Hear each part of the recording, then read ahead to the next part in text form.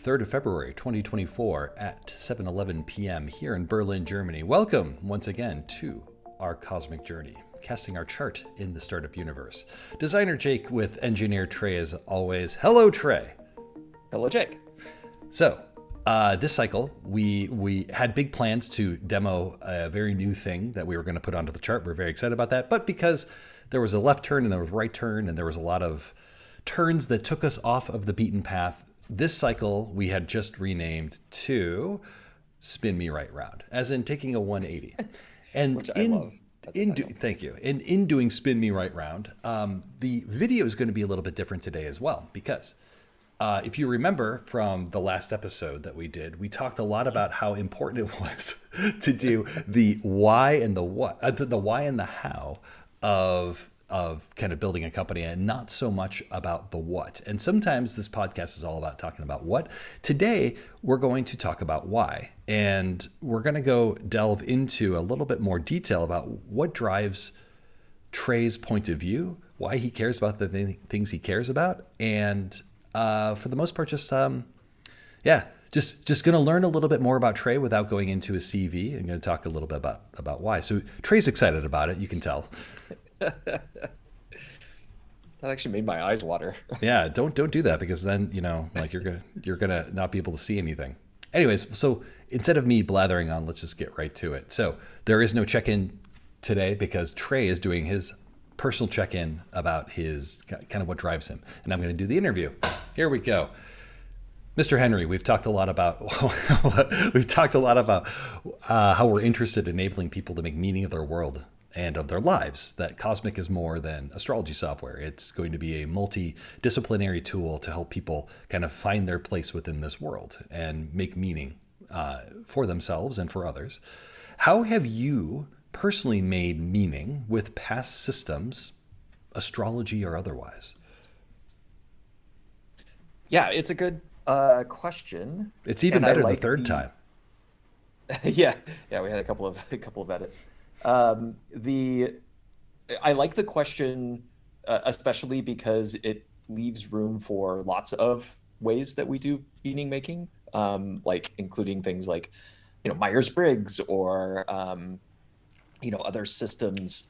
Anytime you create a system that you can then use to reflect back either on yourself or on your experiences or on the experiences of others to gain meaning, it's a really cool thing. And I think the first experiences that I had with that showed me kind of like that magic of having a pattern of something or a system that then allows you to do that kind of like reflection was tarot when I was in my early teens.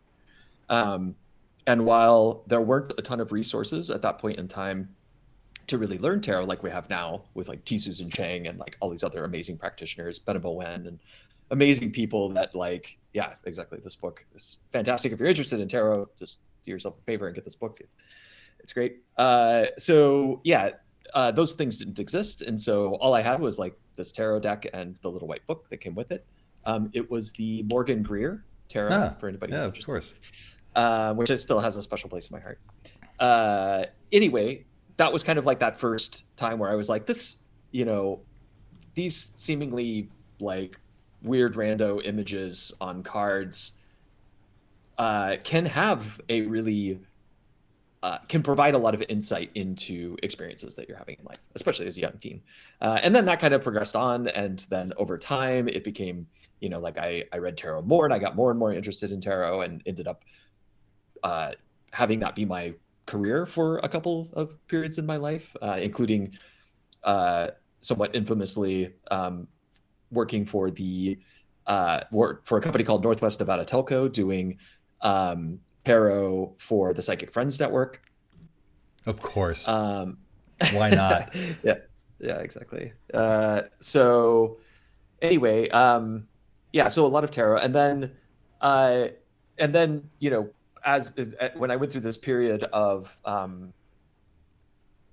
really diving down the rabbit hole of corporate software engineering career stuff, some of that stuff took a backseat, but there were other forms of meaning making that then took to the foreground. And I'm thinking specifically about Myers-Briggs, which I think I got a lot of value out of for a period of time, and I think is a valuable system. Lateral thinking exercises, mostly from working with really amazing designers. And for those who don't know, that might be something like where you're talking about a problem that's very difficult and thorny. Maybe it's like a application feature or something like that, and then or you're trying to develop the business in a different way, and you take sort of seemingly random like words or phrases and put them on little cards, and then you sort of like match up cards to other concepts, and like, what does it mean if, user sign up as a banana or whatever. That's a bad example. I don't know why. You're the worst. I don't know. This is your time. You go. So anyways, you have made meaning. You've made meaning through many different systems, all the way from things that are lateral thinking and that are more material kind of material ways of thinking about things. But what about the things that were outside of the material plane? Yeah. And then, so later on, then astrology is an interesting one because I really avoided astrology hardcore for a very, very long time. Even after, I sort of really got back into these topics, I really bristled against astrology for a number of reasons, and some of which are like, I don't even know that I could articulate. Some of it was certainly ideas around fate versus free will, which I think is something that comes up for people as perennial topic. The more that you spend time with some of these systems, particularly something like astrology, where you're looking often at, sort of the moment of birth as kind of this natal promise that develops over the life of the native. The unreasonable effectiveness of some astrological techniques really do bring up questions of like, what does it, like what things do I have control over and what things don't I have control over? Yeah. But anyway, so I definitely dug my heels in on the topic of astrology for a really long time. I did, I actually, to some extent, my sort of soft introduction into astrological concepts, they came through tarot, but I wasn't really super aware of them at the time. I am more so now, but was geomancy. Geomancy borrows a lot from astrology. And this is GeoRatio, which is software that I wrote. And so that was like where some of these concepts initially came in. So then now I'm like so like deep down many of these rabbit holes that like, it's fun. Well, what drew you to astrology then? Because you eventually got over it and then got back into astrology, and you ended up making a very, very full-featured piece of software that is called Urania, which I can show right here. So what made you get into the astrology, and then what drove you? Why did you make Urania then? Yeah, it's actually really because of a friend who was kept bringing it up as a really valuable system and kept trying to introduce ways to me to get into it, and eventually sort of suggested this book that has a way of that teaches you how to cast your own natal chart. This person, knowing that I'm sort of geeky like that and nerdy like that, like, here's how you can cast your own chart from ephemeris. And so I went through that process, and I was like, this is not nearly as hard as I thought it would be. Not that the complexity of it was part of what was keeping me out of it, but this did get me sort of excited about it from a nerdy perspective. Like, how do you actually make a chart? Like, how do you plot a chart? Yeah. And then after I went through that process, I was like, oh, and I really didn't know much about other astrology software in the world at this point either. Like, I knew a little bit because I'd like searched around or whatever, tried to find stuff. I was particularly interested in electional astrology, which is the astrology of finding the right timing for things. And that's something that a lot of astrology software doesn't really, isn't really a specific target of astrology software, a lot of astrology software that's out there. It'll let you do it, but it doesn't make it easy to do it in a lot of ways. Right. And the way that this makes it a little bit easier, this is showing now my chart against transits, and the default location is a little bit funny, but that's fine. But what you can do is you can kind of scrub through time to like find the perfect election here if need be. And you can be like, okay, now, this might be a good configuration, that kind of thing. Yeah, exactly. Yeah, and it sort of occurred to me that the fundamentals of astrology could be expressed in a computer pretty in a relatively straightforward way that would allow you to do it very quickly, so that I could render charts at like 60 frames per second, which is like essentially real time for most people's eyeballs. And that's kind of that's where that's how I actually got into astrology. And then it, which is a very weird and sideways and backwards way Yeah, it's not of normal to do that it's at not all. normal. No, it's not normal at all. But in a lot of ways, I think that was true of geomancy as well. It was like, fiddling around with geomantic charts and sort of understanding the construction of them by building you know, a piece of software that allows you to do that really did help me to sort of develop my understanding of it. It didn't really help me develop my ability to read a chart, like to delineate a chart.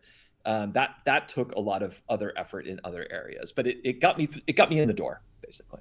Okay.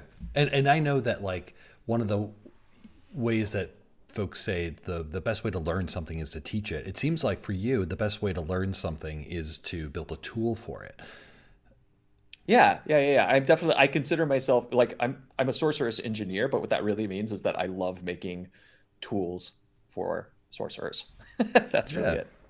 it. And so did you want to talk a little bit about like how that practice kind of manifests in your life today? Like what are the things that you use? Like has your usage of these systems, has it evolved into different use cases? Because you talked a little bit about electoral astrology, but now you're saying there might be other things that you're doing with astrology or with geomancy. Are there other things that you're doing today that weren't true when you were building these tools?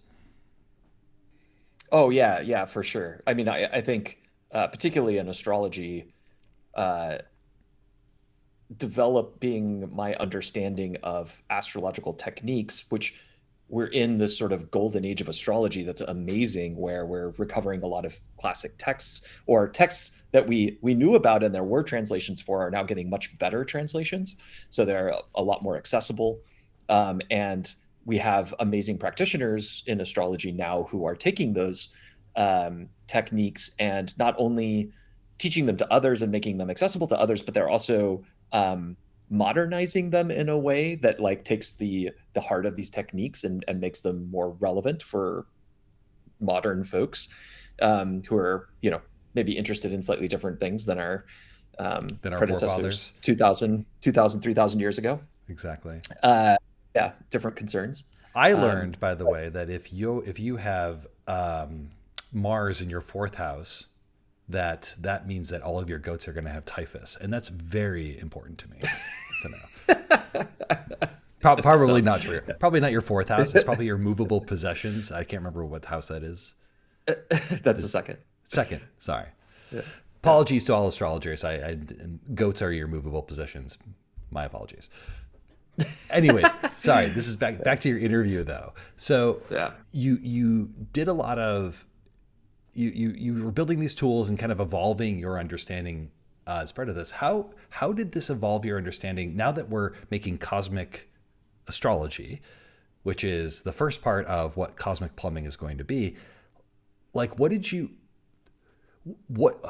how did that experience shape what you want to now build for cosmic? Yeah, I think one of the things that well, okay, to be very clear, the initial sort of seed of, and this was before we really started Cosmic even, I had a backlog of very reasonable feature requests for Urania that Yes. for various reasons we won't discuss. Uh, I was not able to enact, and really wanted to go back to square one with bringing astrology software forward. That now that I had gone through that experience and knew what worked, what didn't work, what things people were interested in, that kind of stuff, then yeah, fast forward to now. But to I think in more directly answer the spirit of the question, I think um, there is this really big cliff between if you are just starting out in astrology in the modern age, you might start with like CoStar or the Chani app. You'll probably start with an app on your phone, and it will have some really good and really useful. So this is like the getting in the door. Um, Things like interpretations based on your natal chart, and those might be sort of more what we call like canned readings, or like kind of um, blobs of text sort of merged together. There's like AI things that are doing this now too, which I have mixed feelings about.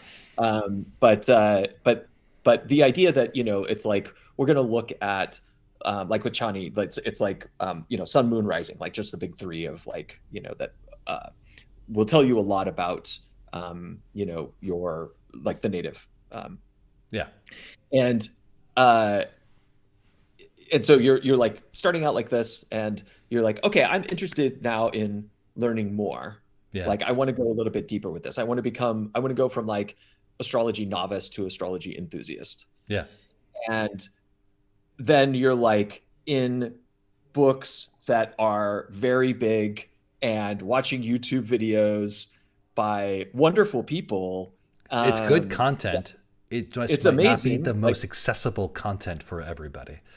yeah, exactly. It's really going right in the deep end. It's like this pool is like a step function. It has like a shallow end, and then it has like an infinite depth end. And there's like the ramp between those two things is very, very small. Yeah. And so I think and we're certainly not the only ones like aware of this and thinking about this and trying to make these systems of meaning making, as you said in the first question, more accessible to more people. Um, but in particular, because we're making tools, we have this opportunity to utilize the creation of a tool to help with that ramp. And I think that's the thing that one of the Yeah. things that I'm really excited about, is to be able to have more people be able to, instead of getting, either getting dropped into like a canned reading or something, or getting dropped into a chart like you just showed on Urania, where it's Right. like the vast majority of people, even if you know a little bit about your sun, moon, rising, if you let you're like, oh, I'm going to check out this Urania software. Like, yeah, exactly. And you come to this and You're you're like, like, what? click, click, and you're like, what the hell am I even looking at? Like, this is insane. Yeah. And so, yeah, so we have this, I think one of the things we're really thinking about, and one of the things that really derailed the cycle, I think, in a way as well, is like, how can we, how can we not do that, right? Like how could we make it so that you can go from kind of I'm interested in these topics to I'm diving deeper into these topics, and whatever that path might look like for you, whether that's signing up for school, taking classes, or whether that's reading books, or whether that's just like I'm going to go in and kind of poke around with things, or yeah, or maybe yeah. I think the I think the Honeycomb Honeycomb Collective, people like, do a good job. Sorry to interrupt. I think the Honeycomb people do yeah, a great job trying to say, like, if you're an enthusiast and you want to learn more, here are some books, here are some online courses, and here are people that you can read these charts.